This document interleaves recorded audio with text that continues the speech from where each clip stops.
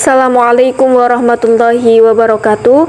Kami dari kelompok 13 dengan anggota Ayu Fadilah NIM 2121192 dan Aisyah Maulidatul Mumtaz NIM 2121214. Pada kesempatan kali ini kita akan membahas mengenai hikmah-hikmah beribadah dalam Islam. Adapun pokok pembahasan yang akan kita bahas pada kali ini yaitu yang pertama ada pengertian ibadah, yang kedua jenis-jenis ibadah, dan yang terakhir hikmah ibadah.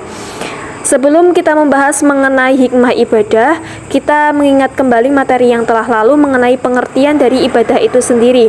Adapun definisi ibadah dalam bahasa Arab berarti kehinaan atau ketundukan.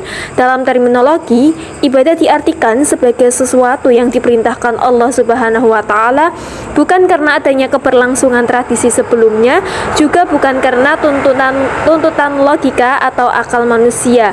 Maka ruang lingkup ibadah adalah seluruh aktivitas manusia yang diniatkan semata-mata untuk mencari ridha Allah Subhanahu wa taala.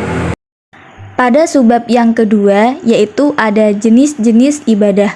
Di sini, jenis-jenis ibadah terbagi menjadi dua, yaitu ibadah mahdoh dan ibadah ghairu mahdoh. Yang pertama yaitu ada ibadah mahdoh. Ibadah mahdoh memiliki arti bahwa penghambaan yang murni hanya merupakan hubungan antara hamba dengan Allah secara langsung. Segala jenis peribadatan kepada Allah yang keseluruhan tata caranya telah ditetapkan oleh Allah. Manusia tidak berhak mencipta atau merekayasa bentuk ibadah jenis ini. Kemudian, ibadah mahdoh sendiri memiliki 4 prinsip, diantaranya yaitu yang pertama, keberadaannya harus berdasarkan adanya dalil perintah, baik dari Al-Quran maupun dari Al-Sunnah. Jadi, merupakan otoritas wahyu, tidak boleh ditetapkan oleh akal atau logika keberadaannya. B. Tata caranya harus berpola kepada contoh Rasulullah Shallallahu Alaihi Wasallam. Salah satu tujuan diutus Rasul oleh Allah adalah untuk memberi contoh kepada umatnya. Yang ketiga, bersifat suprarasional atau di atas jangkauan akal. Kemudian yang terakhir yaitu azasnya taat. Yang dituntut dari hamba dalam melaksanakan ibadah ini adalah kepatuhan atau ketaatan. Jenis ibadah yang kedua yaitu ibadah ghairu mahdoh. Ibadah ghairu mahdoh yaitu segala jenis peribadatan kepada Allah dalam pengertian yang luas, seperti kenegaraan, ekonomi, pendidikan, sosial, hubungan luar negeri, kebudayaan, undang-undang kemasyarakatan, dan teknologi, dan sebagainya. Ibadah jenis ini diistilahkan oleh para fuqaha dengan perkataan al-mu'amalah atau hubungan antara manusia dengan manusia yang lainnya. Berikut prinsip-prinsip dalam ibadah ghairu mahdoh, diantaranya yaitu yang ke-1 ada keberadaannya didasarkan atas tidak adanya dalil yang melarang. Selama Allah dan Rasulnya tidak melarang, maka ibadah bentuk ini boleh diselenggarakan. Kemudian yang kedua, tata laksananya tidak perlu berpola kepada contoh Rasul. Karenanya dalam ibadah bentuk ini tidak dikenal istilah bid'ah. C. Bersifat rasional.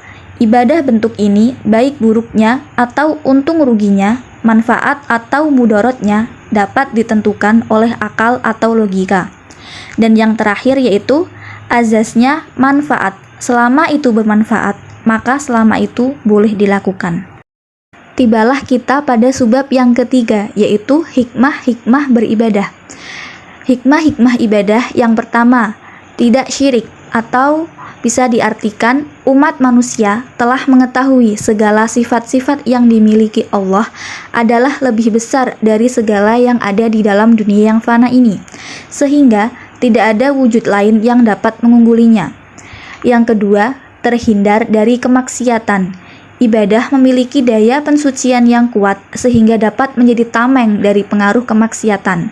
Kemudian yang ketiga, memiliki ketakwaan. Ketakwaan yang dilandasi dengan cinta timbul karena ibadah yang dilakukan oleh manusia setelah merasakan kemurahan dan keindahan Allah Subhanahu wa taala.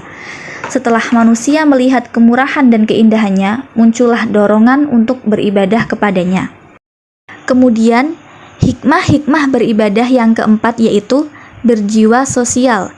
Ibadah menjadikan seorang hamba menjadi lebih peka dengan keadaan lingkungan sekitarnya, karena dia mendapat pengalaman langsung dari ibadah yang dikerjakannya selama ini. Yang kelima atau yang terakhir yaitu tidak kikir. Hamba yang mencintai Allah Subhanahu wa Ta'ala senantiasa dermawan menafkahkan hartanya di jalan Allah. Ia menyadari bahwa miliknya adalah bukan haknya, tetapi ia hanya memanfaatkan untuk keperluannya semata-mata sebagai bekal di akhirat yang diwujudkan dalam bentuk pengorbanan harta untuk keperluan umat. Dan yang terakhir yakni kesimpulan, manusia diciptakan Allah bukan sekedar untuk hidup di dunia ini kemudian mati tanpa pertanggungjawaban, tetapi manusia diciptakan oleh Allah untuk beribadah. Karena Allah Maha mengetahui tentang kejadian manusia, maka agar manusia terjaga hidupnya bertakwa, diberi kewajiban ibadah. Tegasnya, manusia diberi kewajiban ibadah agar manusia itu mencapai takwa. Hikmah dari ibadah adalah kita dapat meningkatkan ketakwaan terhadap Allah Subhanahu wa Ta'ala dan hidup berdasarkan apa yang Dia perintahkan. Sekian dari kami, terima kasih.